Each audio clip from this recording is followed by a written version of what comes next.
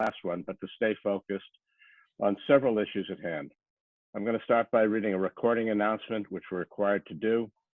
I'll inform everyone that Steve Batty of All Media Productions is making a video and audio recording in public session for the Martha's Vineyard Community Television. I'd also like to inform everyone that Sean Driscoll, the communications director, is making an audio and video of today's meeting. Is there anyone else making an audio recording of today's meeting? And if you are, please identify yourself by pressing the raise your hand icon, or if you're joining by phone, pressing *9 on the keypad. And when you're recognized, please state your name for the record. Thank you. Anybody recording? Yes, 1 second. Noah? Yes, thank you. Noah Asimov from the Vineyard Gazette. Anyone else recording? Not that I see. You have nobody there, Sean? No, just Noah. Okay. Nothing. I'm also going to read a statement regarding remote participation in response to Governor Baker's executive orders concerning the necessity to conduct public meetings in time with social distancing guidelines during the current state of emergency involving the COVID-19 pandemic. All board members are participating remotely in today's meeting because their physical attendance today would be unreasonably difficult. All board members are participating in this meeting by Zoom video conferencing app. All members will be clearly audible to each other. And as a result of the remote participation, any and all votes taken by the members today shall be by roll call vote. I'd also announce that we are going to have an executive session at the end of this meeting. But again, this is a short, informative meeting given the financial issues facing us due to the coronavirus. And with that, I'd ask Bob Davis to give the members an update. Good morning, everyone. So try to keep it quick. Status of our cash and where we're at, which in turn prompted the letter to the governor and the legislature about our position. So back on April 15th, we had approximately $10 million cash on hand in our operating accounts. We've been going through about $1.5 million on average each week. So once you do the math, it ends up being about the end of May is where we were projecting. At that time, we had about $250,000 a week in receipts that we were recognizing. More recently, in the last week, we did get up to about $500,000 for the week. But part of that was some grant revenue that had come in for reimbursements, as well as some mail contract payments that were due. So I'm informed that as of close of business yesterday, we had about $9 million still in our bank accounts for use. We have had conversations with Cape Cod Regional Transit Authority. And of course, we did receive the good news from Congressman Keating that he interceded on our behalf with the Federal Transit Administration on expediting the CARES Act funds. So we're expecting to have those as being available in another week or so. So that'll come as a much needed relief. Accounting has submitted the documentation that's needed for the $2.4 million, which is the normal allotment for that program, as well as for the $9.8 million that's CARE Act related. So all told, it's about $12.2 million we should be seeing. I don't know whether anyone has any questions regarding the cash position. Sorry, Kate is on. I need to bring her over. Just 1 second. Whoever spoke, that was inaudible. Sorry, that's Sean. I'm bringing Kate into the meeting. She was. There she goes. 14 weeks. So I don't know whether Kate, were you able to hear everything? You're muted. I heard the tail end of that. Okay. So So at the rate, at our current, weekly burn rate, with that money and the money we have in the bank, we have about 3 months worth of operating capital. Is that right? Yeah, but we're starting to see an uptick in some of the No. bookings and some of the activity. Yeah, no, I was just assuming, I just want to make sure that I'm accurate, assuming we don't have any uptick. Yeah. We got about 3 months. Yeah, and some of that's dependent upon, we have some big bills this time of year for shipyard contracts that have been coming in, so. Okay, take that out then. If you could just hypothetically, Bob, if you could deduct those big bills out, then tell me how much we have, assuming the revenue stays flat. How many months we have of working capital? How many months? We probably have a good 3 months.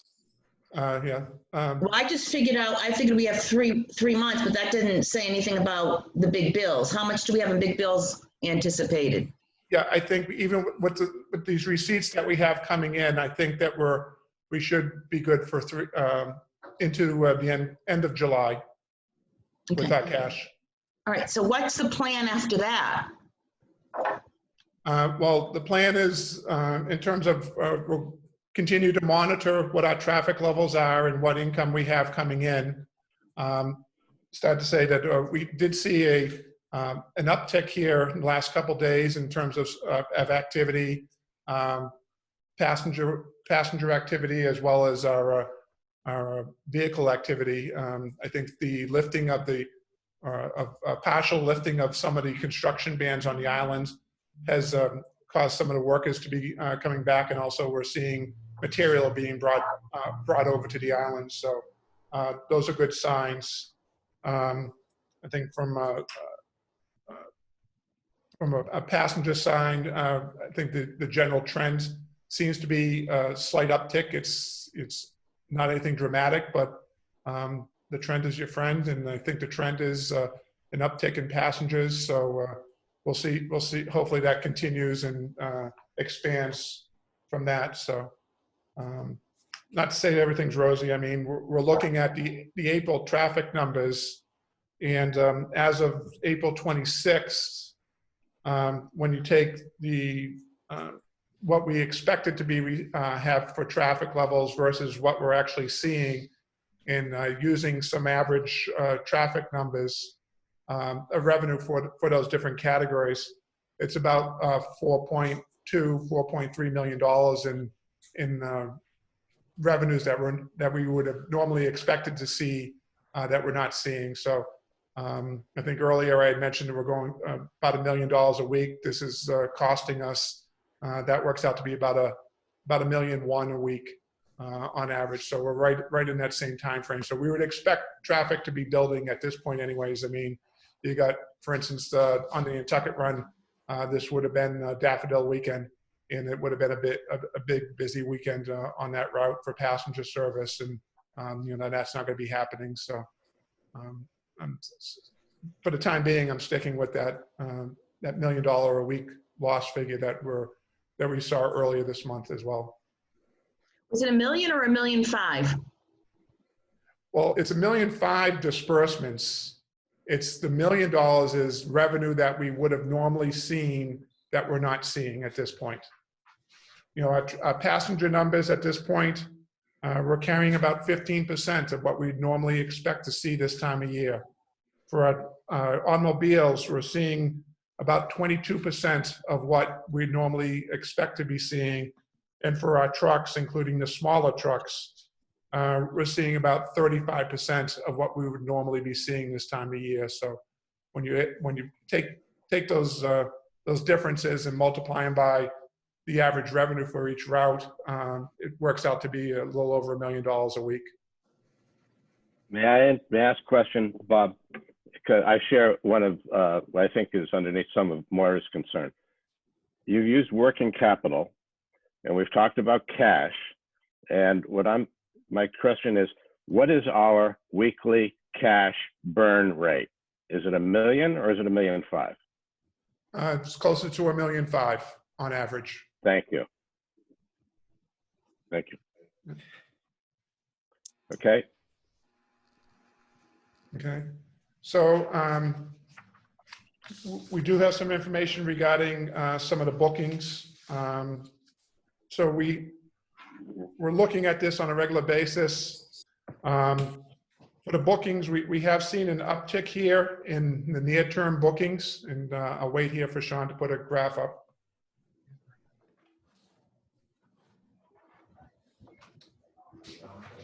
So near term, we're probably about 50% of what we would expect at this point of the year in terms of vehicle bookings for the month of May. June, we're about 75% of what we would expect to be seeing. We start getting July and August, we're probably around 90% of what we would expect to be seeing at this time of year. So, you know, the summer months at this point, in the fall, we still have the bookings at least are still there. We haven't been seeing a lot of cancellations, which is a good thing. Whether people are taking it a wait and see approach or not, you know, I know how to read it at this point, but. thank you. Can you see the chart or no? Yeah, yep. Okay. So that's one thing we've been looking at. We've also been looking at our credit card activity. And we're starting to see, you know, earlier in the month, we were where we would normally be seeing, you know, $60,000, $70,000 a day in credit card activity. We were seeing, you know, a couple $1,000s a day, or, you know, below $50,000 a day. It's ticked up a little here, so we're back up to around 60 to 70. I guess yesterday we had a $90,000 day, so that was a good thing. So, you know, we'll see again. The trend is an upward trend in terms of that. So that may be reflective of people booking their, you know, these near-term reservations at this point. So. Okay. Any members have any other questions on this current update? You want to talk quickly about where we are with the letter of credit? Oh, sorry, Catherine? Just have a comment that although the July and August reservations look strong right now, I think that it would be prudent if we behave as if they are iffy numbers and proceed without optimism with those numbers. I agree. In fact, one of the comments I was going to make was it probably might be a good idea if what I'm hearing from people on the vineyard is that they're expecting seasonal residents to come back. They're expecting the normal traffic of residents. There is a question about short-term people and day trippers. So given that, if that takes us back to the 70s, you know, what do we need? How do we operate in that environment? What's the business model we have to employ? Because we just can't keep expecting millions of dollars to jump into our laps from other sources. So we continue to monitor those reservations and making determinations as to what sort of schedule. I think at this point we're looking at keeping the current schedule for at least probably roll it out another 6 days or so right before our Memorial Day. But we still haven't, we're still evaluating that. We'll probably make that decision here in the next day or two as to whether that schedule should go beyond May 14th. We did see a couple instances where some of the bookings we're filling up this on the vineyard run.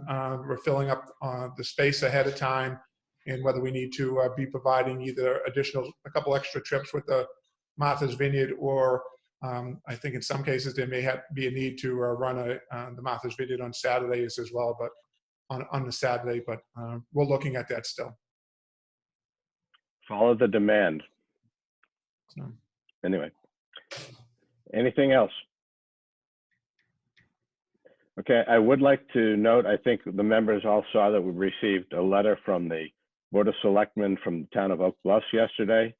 I've asked Bob to look at the letter and prepare a comment to their suggestions and requests, that we can discuss that at our next meeting. Anything further on the update? Okay, we had a request to discuss compensation. I think, Maura, you made it. Shall we take that now? I did, and you know, our present, I think, cash position is terrible. I also think that we have to go, you know, with our hat in hand to, apparently, from what Governor Baker said yesterday, he doesn't consider the Steamship Authority to be a state problem. He considers it to be a federal problem. So I'm not so sure that we can anticipate any state aid. I know that certainly my city, New Bedford, is just beside itself at the possibility of having to pay $4 or $5 million at the end of this year. So, you know, I think both politically and numbers-wise, we should do anything and everything that we can to really tighten our belts. And, you know, it seems to me that a number of other organizations, both public, quasi-public, and private, have taken some across-the-board pay reductions. I'm not saying we should vote on it now, but I do think that we should ask management to prepare and I know they're busy, but this is probably something that maybe personnel could do, or a position paper relative to, you know, the people that in our non-union people in our organization, to take some sort of a pay reduction. So that's where I stand. Okay, so just so that I understand what you're asking management to do, prepare a position paper on that? Yes, like with some recommendations. No, I think it's really tough to go to other funding sources and say, you know, we need help with working capital because of the horrible financial position that we're in as a result of rider fall off, and not having some of our you know, I was thinking over $100,000 a year, some of our more highly compensated, and I know this is an unpopular position, I know this, you know, participating in the financial troubles that the Steamship Authority is having.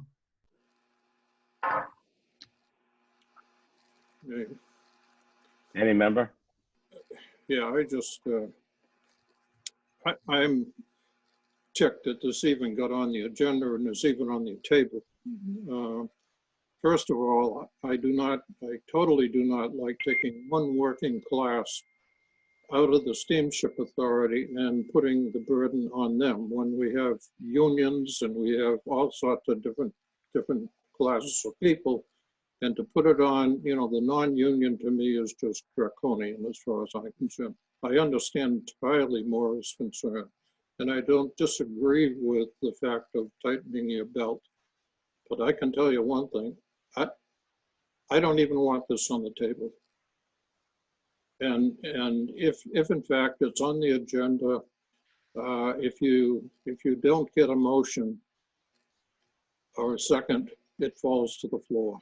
It's done, it's over. I don't really want to get into the conversation of it.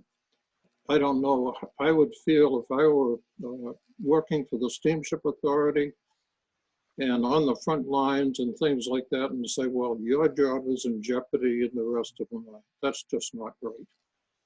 If it's universal across the board, that's a different story. But it won't be universal because, you know, labor unions would never stand for that.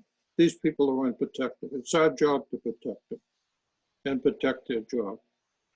So as far as I'm concerned, I don't even want it to get on the agenda again.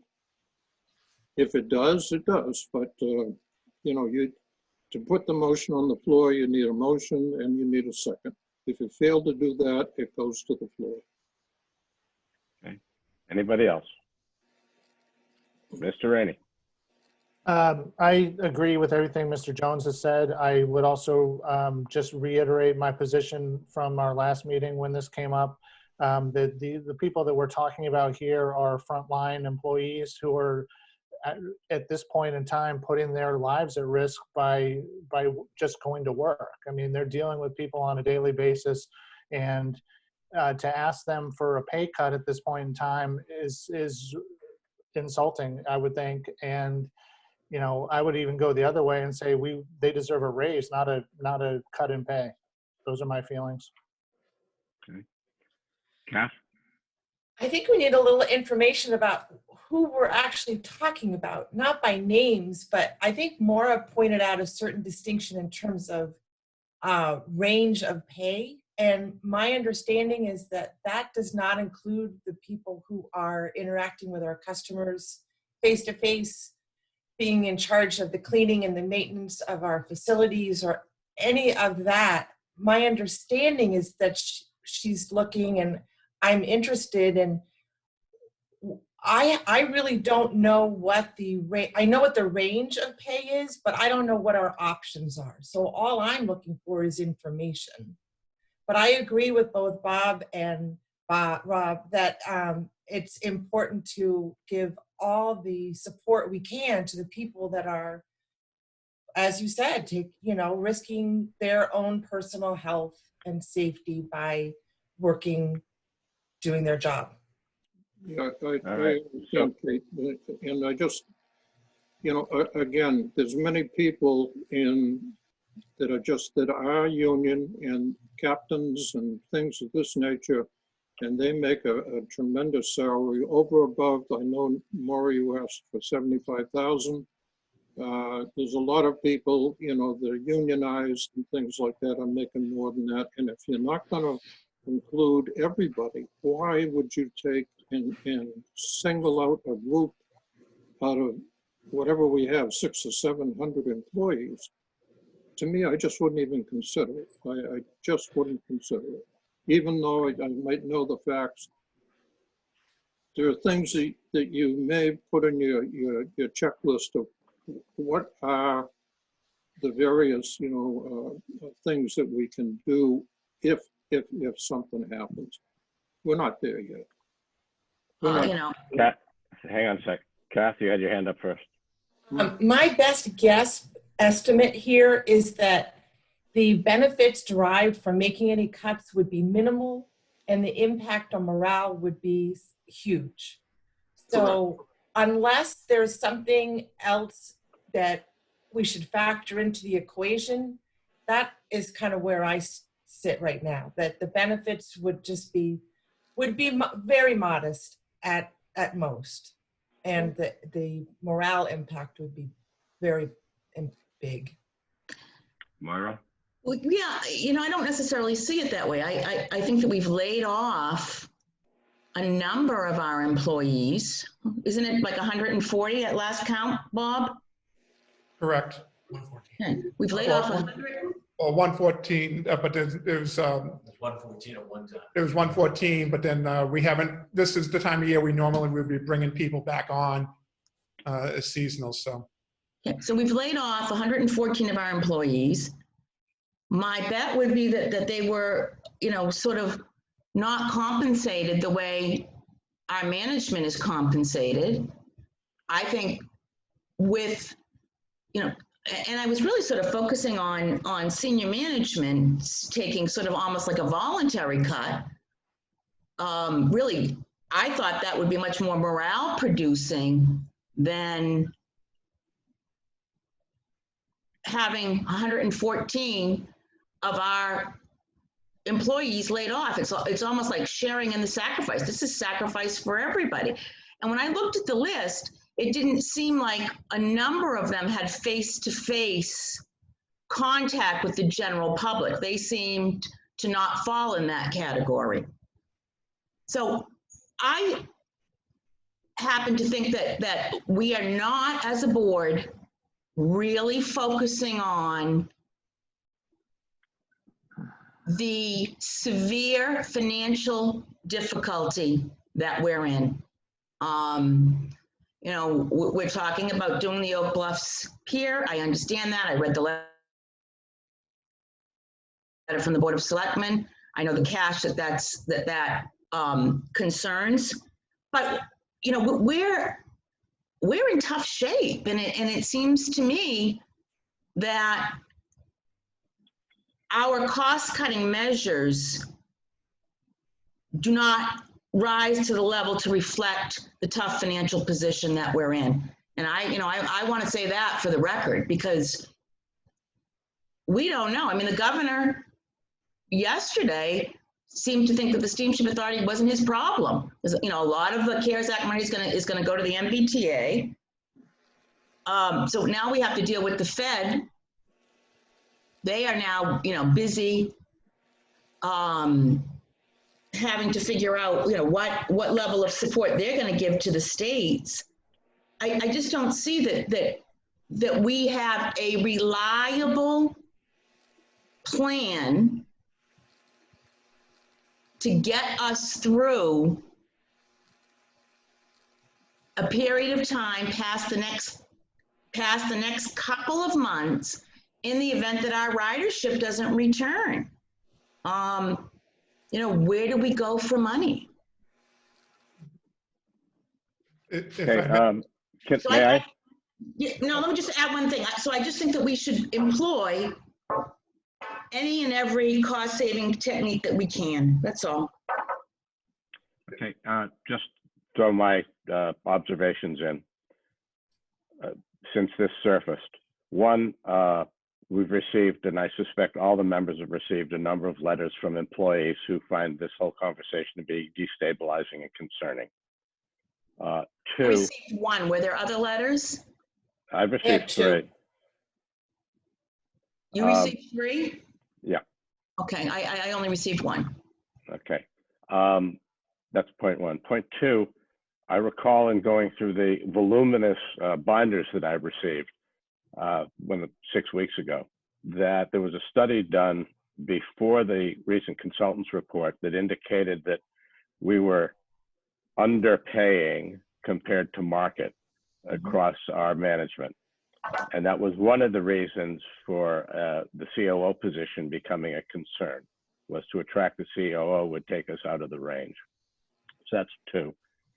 The third thing is, if we were to cut top people's compensation, and to Kathleen's point, and save $100,000 or so, given our current burn rate, I don't think that addresses our issue.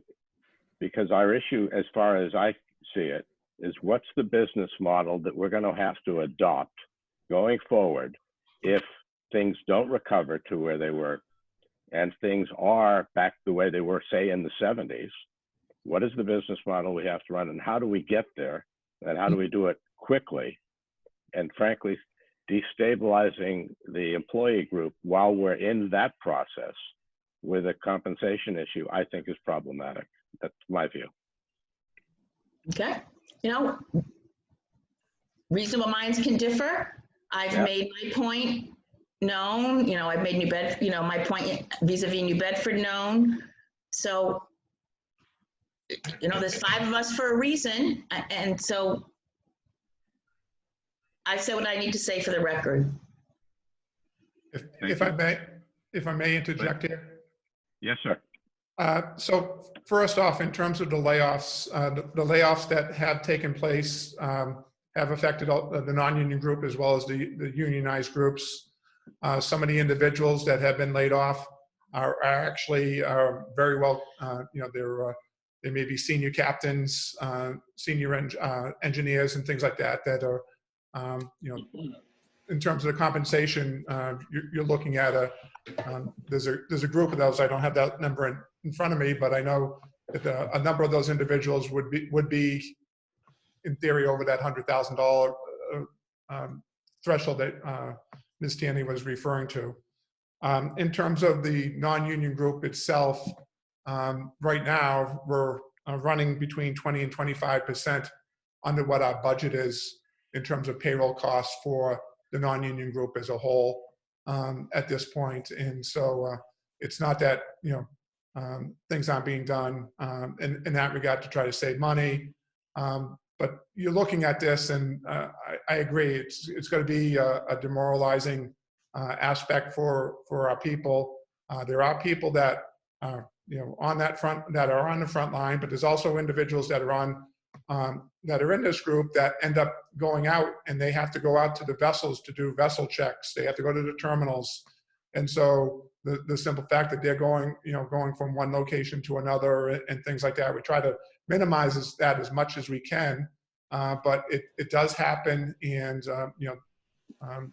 they are potentially exposing themselves if there should be something in that regard. So I think we got that. We also have the issue that as we look at this, I need to have these people that are assisting me in making the recommendations in terms of service levels and things like that. I need them to be on top of their game to be doing this, and I don't want this to be hanging over their head in that regard. So I think by and large, as Mr. Malcolm pointed out, that I think the salary structure, as we've been finding when we've been looking to fill these positions, that if anything, we're below market on a number of areas, and it was we're grateful for the people that we have brought in here over the last couple of years, and in response to the HMS report, but we need to be cognizant of that as well. So. Okay. Hey, go ahead, Moira. No, I'm obviously in the minority, and I accept that. Okay.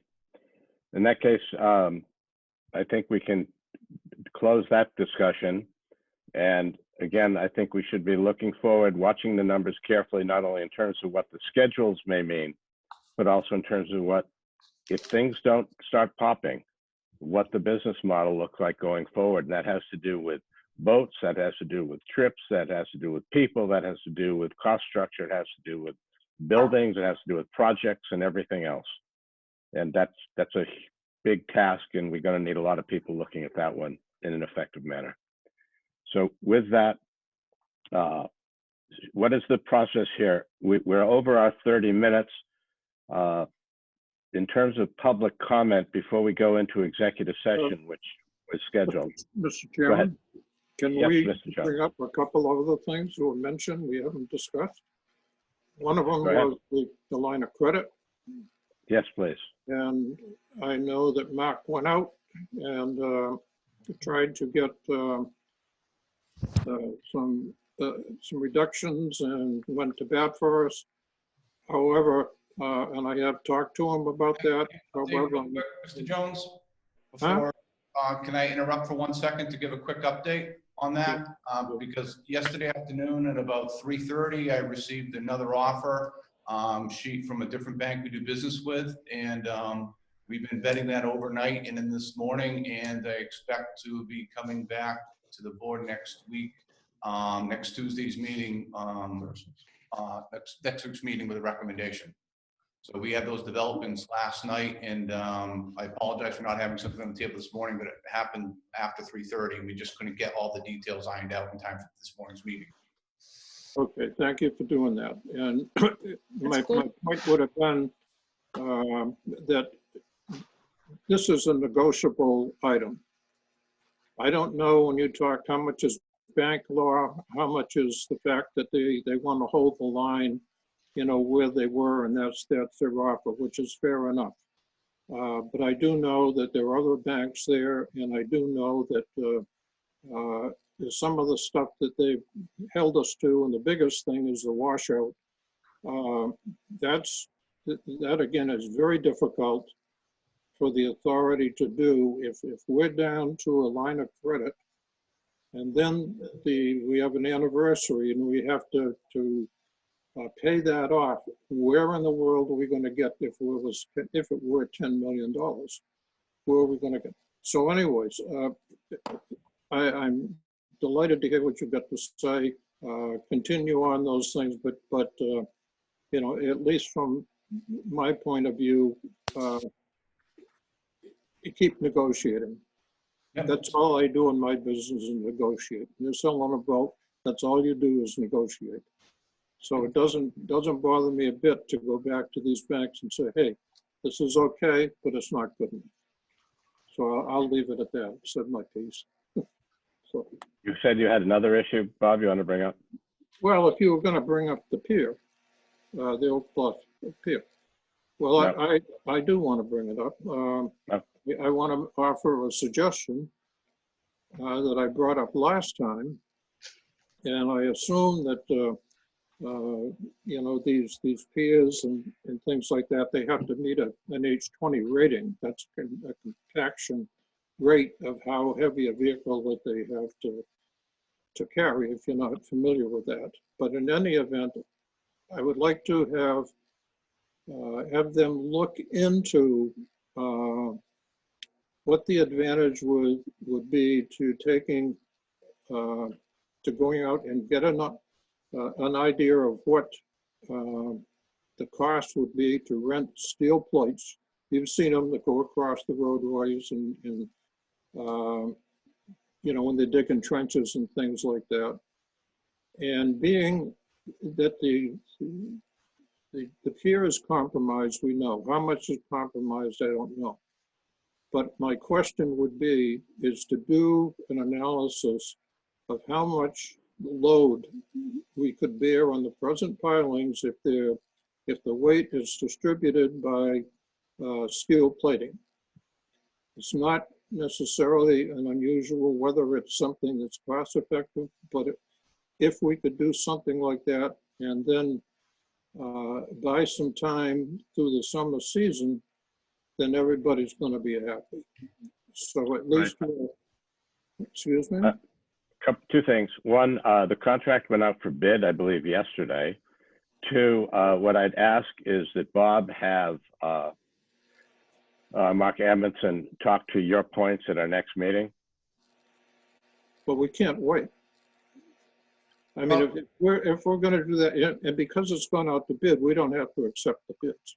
That's also correct. So I would Davis? like to get that ball rolling and look at it. And then somebody can give me a call and say it's impossible, then I'll go away. Yeah. Mr. Davis? But until that time, I'm looking at taking what we have today, which has been used, and to take it and bolster it up so that we can use that on a temporary basis. Even if we have to restrict the loads of the trucks, put it all, you know, automobiles, whatever. Do a little bit of thinking to get that up and running before June 15th, because June 15th usually turns into a later time. Right. So that's all I got to say. Thank you, Bob. Davis? Yeah, if I may. So I raised it at that point with the engineers already, Mr. Jones, about whether we could be able to operate the pier at least sooner by putting some plates over some of the areas. And the response back from them was that because of the span that they'd have to cover in terms of showing up the areas that have been compromised, that it really was not a feasible alternative to the project. So I guess we can go back and look to see if it was just a couple spots after some work was done, whether that would speed the entire project up or not.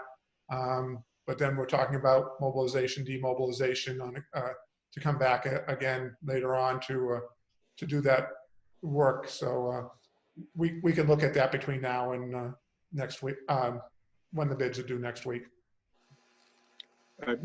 Thank you for doing that. I just don't like to say everything's impossible because I don't believe things are impossible. And, No, they just take a little longer. Takes a little longer. So, but if you can sister up some of those pilings, do whatever you need to do. Unfortunately, I was looking, I say unfortunately, I was looking at the diagrams and stuff last night. And I just couldn't read. They were so small, I couldn't read, you know, what the legends were and stuff like that. But I was looking at where the pilings were and things like that. And there's a couple of bad areas. If those bad areas can be covered, and what you're doing is you're distributing the weight across several, different timbers. So, Okay, Bob, I'm gonna ask everyone, we did say this would be a half an hour to keep the organization operating. Is there anything else on our regular session that needs to be covered? Mr. Davis? I don't believe so. Pardon me? I don't believe so. Okay. Any of the members? Because if not, I'd like to move into our executive session, which seems to have dropped off of my diligent screen. Bob, do you have it in front of you while I pull it up? No, I got still somebody up on the screen here. Yeah, no, there has to be a motion to go into executive session. Hold on one second. They're trying to pull it up. Yep. Terrence is getting it. Hang on, I should get it in a second. Okay, motion to go into executive session. Stand by. Right, I'd like to entertain a motion to go into executive session to discuss and approve the minutes of the authority's meeting in executive session March 17, 2020, and to discuss the authority's strategy with respect to collective bargaining matters, because a public discussion of these matters may have a detrimental effect on the authority's negotiated and bargaining positions. These matters include anticipated negotiations with the unions, Teamsters Unions Local 59, SEIU Local 888, and MEBA, of all the authorities represented employees regarding the potential continuation of health insurance benefits for furloughed employees due to the COVID-19 virus pandemic. Public disclosure of more information with respect to these matters would compromise the purposes for which the executive session is being called. After the conclusion of the executive session, we're not going to reconvene in public. I would note that I would ask any members of the community who have questions or comments to make on this, if they would send them to Sean Driscoll, and we will respond to them at our next weekly meeting. That would be appreciated. The conclusion of the executive session, we're not going to reconvene in public. May I have a motion to move into executive session? Jones, aye. I need a motion, please. I'll make that motion. Thank you, Mr. Rainey. Is there a second? Second. Okay. All right, it comes to a vote. All in favor, roll call, please. Wilson, I. Randy, aye. Tierney, aye. Malkin, aye. We're now moving into executive session. We will not reconvene. Thank you all, and thank you for the people who are listening in. I hope this was helpful. I got a question here. I still have Noah's the thing for Noah on here. Okay, can we have 5 minutes so we can get this? Probably 10. Okay. It'll be 5. I'll do as fast as I can. We gotta get Mr. Beatty out of the room and get everyone else off the line here. So take 5. We'll be right back. I also see Noah, or his name anyway. You see that? You see it still up on the screen? Oh, I did. it's gone. It's one way to get rid of a reporter. Jim, we're still broadcasting. Noah knows I hold him in very high regard.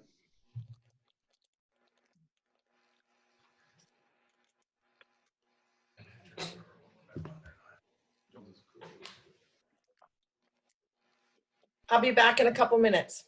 All right, thanks, Kate. Have your seat.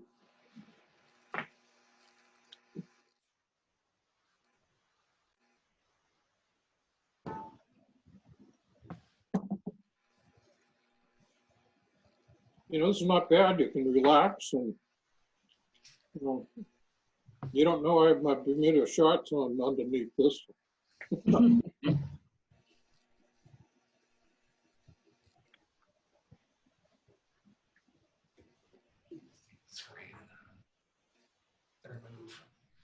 Can you lower the light so I can see the front screen?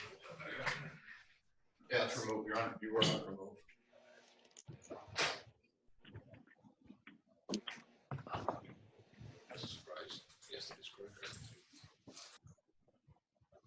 I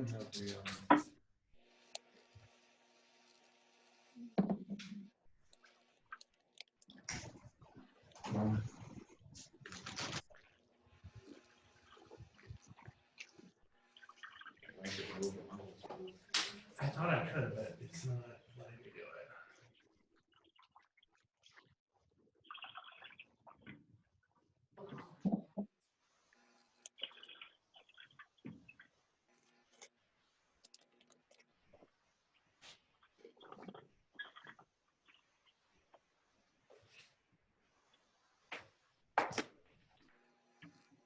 If you don't go, if you stop publishing and you start it up again. Oh, that's a good point. Yeah, Bob, I'm gonna stop the webinar and we'll restart it in 2 seconds. Restart. I'm gonna end this webinar, but then rejoin it in about 5 minutes. If you would, Jim. Okey doke.